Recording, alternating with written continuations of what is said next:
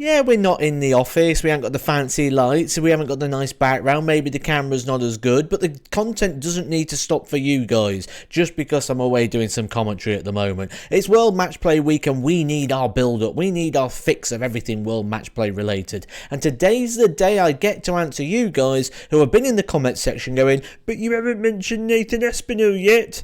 You still haven't mentioned Nathan Aspinall. Read the title of the videos. The title of the video says people that are guaranteed to lose ranking money. This is the video where people could move. There's a big difference between defending ranking money and losing ranking money. Losing ranking money is when you're not in the event and you cannot defend it. Defending it is when you're in there and you've got the opportunity to keep it. Nathan Aspinall won't be losing £200,000. He loses a maximum of 190 because he's in the event earning £10,000. £10,000 is what Josh Rock picked up a couple of years ago. For me, Josh Rock is a big outside prediction here. I think he's got a good section of the draw. I think he's going to have a good run. I wouldn't be surprised to see him reach at least the semi-finals, taking on Luke Littler. I wouldn't be surprised to see him make the final. He wouldn't surprise me one bit if he is to win this event. He's destined to reach the top 16. He's defending nothing in the fact that the £10,000 he lost won 2 years ago is up for grabs. He's guaranteed to do that by being in this event. He is trending in the right direction. Last year, we didn't know if we was going to get James Wade in the event. He got there, he reached the semi-finals, he played amazing, his form's coming back, good runs recently on the European tours. A couple of years ago, went out in the opening round, only £10,000 picked up then, which means the £10,000 picked up here is defending nothing. So he's going up the rankings potentially with some wins. And that tends to be the thing at the moment. When we look at the form players in the world of darts right now, and we look at the draws they've got, or we look at the opportunity, and we look back to 2 years ago, a lot of them went out in the opening round. Check out this shortlist. Martin Schindler, who has been one of the top 2 players on the Pro Tour going into the match play for the last few years. He went out in the opening round. James Wade, we've already discussed. Rob Cross, he's a man in form right now, isn't he? Van Barneveld and Van Gerwen. Van Gerwen went out to Brendan Dolan a couple of years ago. Ross Smith, a man who's hitting a bit of form, recent Pro Tour winner, did it in style without losing a leg in the quarters, the semis or the final. We know Van Gerwen and Van Barneveld, one of them's got to win, so they're going to be going to £15,000. I guarantee everyone on this list, not everyone's going to lose first round, so someone's going to be going up in the ranking positions. Dave Chisnell not on that list, as isn't Stephen Bunting. Now there's a man in form when you look at how he's been getting on in regards to the World Series, regularly reaching the latter stages of the Pro Tours. I was sat down doing commentary for the PDC on the Pro Tours, and one of the lead pundits at the moment said Stephen Bunting has turned into a winning machine. Everywhere but the Premier League, he is absolutely correct. Stephen Bunting has been a winning machine, and he is due a big run on one of these TV events.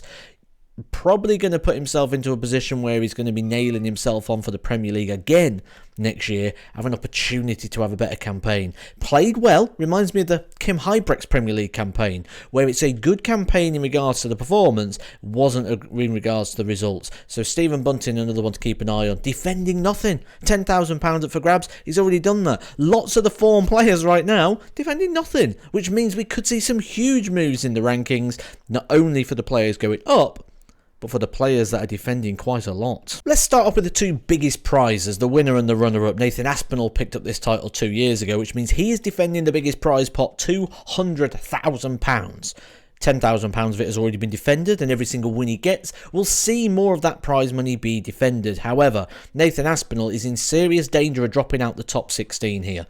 In regards to this event, needs a bit of a run, especially when you've got all those players around him that are not really defending anything. I think at the end of this, unless Aspinall's reaching the final, I wouldn't be surprised if he's outside the top 16, which means he will lose his seeding position for events like the match play and for the upcoming World Grand Prix as well, where he would have to rely on the Pro Tour order of merit. That'll make things interesting, because we know Aspinall's sort of struggled a little bit on the Pro Tour, where the European Tour may be his saviour in regards to getting into those events. It's certainly been one to keep an eye on, because he could, if he didn't pick up his Pro Tour form, be a little bit like we're seeing at the moment with Dimitri Vandenberg, who's not even in the event.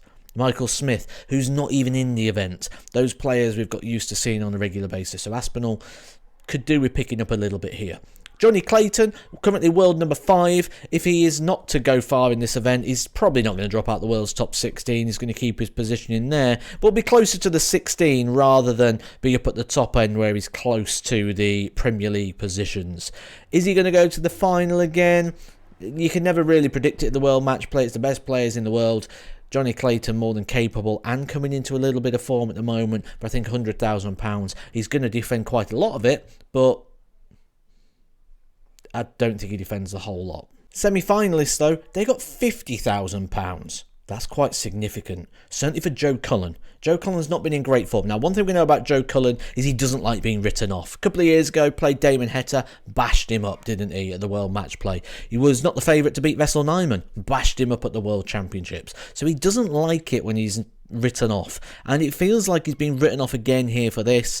He's got a tough first round draw against James Wade, a player in form. £50,000 on the line will see him drop down to around about world number 29. Could be worse depending on how the other players get on. Remember, everyone in that sort of position not really defending anything, it's all gaining. Joe Cullen could be getting very close to that cut-off of the top 32, which, as we know now, maybe isn't as important. In the past it was to get that seeding for the World Championships. Now that drops down to position 40, but still it's a bit of a milestone, isn't it? To say I was in the top 32 in the world, or I am in the top 32 in the world. Joe Cullen in danger of dropping out of there this year if he's not careful with the results. So Joe Cullen needing a bit of a result here. So he's got £10,000 coming in, so he's actually at the moment scheduled to lose 40. That's the thing to remember at defending. If you're unfamiliar with how ranking money works, how defending works, there's videos right here on this channel that explain it in depth. And if you're still unsure, just hit the subscribe. I'll talk you through everything you need to know. Right here. Luke Humphries, semi-finalist, defending £50,000. Now, even if Luke Littler wins this event, who's defending nothing, and Luke Humphries goes out in the first round, that's not a big enough swing for him to become world number 1. Luke Humphries will be number 1 at the end of this event. It won't be until the end of the year where he starts defending those big titles, when he starts defending the run of majors he got going into the World Championship. That's when Luke Littler is likely to take over and become world number 1. Unless Luke Humphries goes and wins the £1 million prize money. Do you want to stop revving your car out or your motorbike? Do people not realise we're trying to make a video in here? This is proper old school Edgar TV, isn't it? Sat in a bedroom somewhere with cars revving in the background and stuff. We just need a few technical problems, and it's all like the olden days. But Luke Humphries, comfortably going to be world number 1. There are a couple of interesting quarterfinalists here. Ryan Searles taking on Luke Littler, so tough draw for him. He's defending £30,000. £10,000 guaranteed there. Damon Heta defending £30,000. You feel Damon Heta is a big run away really from breaking the elite of the sport and challenging himself in the Premier League. Maybe this is going to be the one. Maybe this is going to be the run for Damon Heta. That prediction video is coming your way tomorrow. But in regards to the big movers, Joe Cullen is in trouble. Josh Rock, I think, is heading up. Nathan Aspinall could be coming out the top 16. There's going to be some big moves and shakes all the way through the match play. I'll keep you up to date with everything you need to know. All you've got to do is hit that subscribe. What do you think is going to happen in the rankings? Be interested to know. Comment section for that. I'll see you down there.